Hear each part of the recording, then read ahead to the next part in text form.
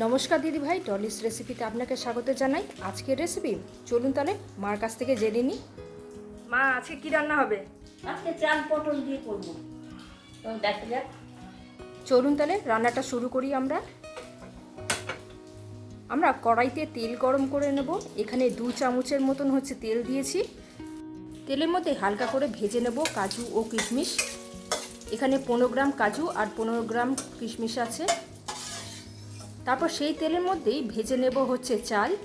এখানে 100 গ্রামের মতন গোবিন্দভোগ চাল আছে। আমার মা চালগুলোকে একবার ভালো করে ধুয়ে নিয়ে টিস্যু পেপার দিয়ে ভালো করে শুকিয়ে নিয়েছে। চালগুলো যখন একে অপরের থেকে ছেড়ে ছেড়ে যাচ্ছে তখনই বুঝবেন যে চালগুলো ভালো করে ভাজা হয়েছে। এরপর আমরা চাল ভাজাগুলো তুলে নেব। আবার দিয়ে দেবো 3 টেবিল চামচের মতন তেল। তারপর দিয়ে দেবো পটল। এখানে 400 গ্রামের মতন পটল আছে। আর আপনারা নিশ্চয়ই খেয়াল করেছেন আমি পটলের চোকলাগুলো কিন্তু সম্পূর্ণভাবে ছাড়াইনি। এরপর দেবো 1 ছোট চামচের মতো নুন, দেবো 1 চামচের মতো হলুদ। 3 থেকে 4 মিনিটের মতন আমরা পটলগুলোকে ভেজে নেব। পটলগুলিতে হালকা সোনালি রং ধরে আসলেই পটলগুলো তুলে নেব।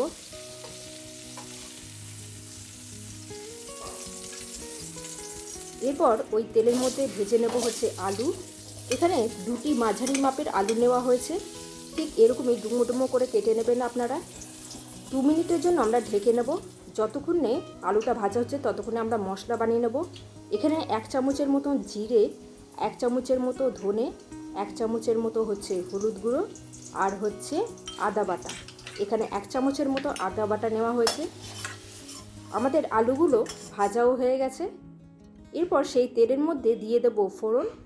এখানে আছে 2টো তেজপাতা, 2টো শুকনো লঙ্কা, 3টে এলাচ আর 1 টুকরো দারুচিনি আর 2টো লবঙ্গ। এরপর জিরে, ধনে আর হলুদের যে মিশ্রণটা আমরা তৈরি করে রেখে দিয়েছিলাম ওটা দিয়ে দেব। যতক্ষণ না মশলা থেকে তেল ছেড়ে যাচ্ছে ততক্ষণ আমরা কষবো। দেখুন তেলটাও ছেড়ে গেছে। এরপর দিয়ে দেব টমেটো টুকরো। এখানে আমি একটি মাঝারি সাইজের টমেটো নিয়েছি। দিয়ে দেবো স্বাদ মতো লবণ, দিয়ে ভালো করে নেড়ে চেড়ে নেব। এরপর ভেজে রাখা চালগুলো আমরা দিয়ে দেব। এই রান্নাটি করতে কিন্তু একটু ধৈর্য লাগে, কারণ সব উপকরণগুলো আলাদা আলাদা করে আপনাকে ভাজতে হয় আর তার সাথে জলের পরিমাণের উপরও খেয়াল রাখতে হয়। এখানে আমি নিয়েছি 1.5 কাপের মতন জল। এখানে কিন্তু আমি গরম জল ব্যবহার করেছি। ঠান্ডা জল একেবারে দেওয়া যাবে না, কারণ ঠান্ডা জল গরম হতে হতে ততক্ষণে চালটা একেবারে ফেনা ভাতের মতন হয়ে যাবে। আমি 2 মিনিটের মতন কুক করে নিয়েছি। দেখুন জলটাও শুকিয়ে এসেছে। এরপর আমরা আবার জল অ্যাড করব। এখানে 4 ভাগের 3 ভাগ জল নিয়ে নেওয়া হয়েছে। আরও 2 মিনিটের জন্য আমরা ঢেকে নেব। দেখুন জলটা আবার শুকিয়ে এসেছে। এরপর দিয়ে দেব ভাজা কাজু ও কিশমিশ আর তার সাথেও দিয়ে দেব ভাজা আলু।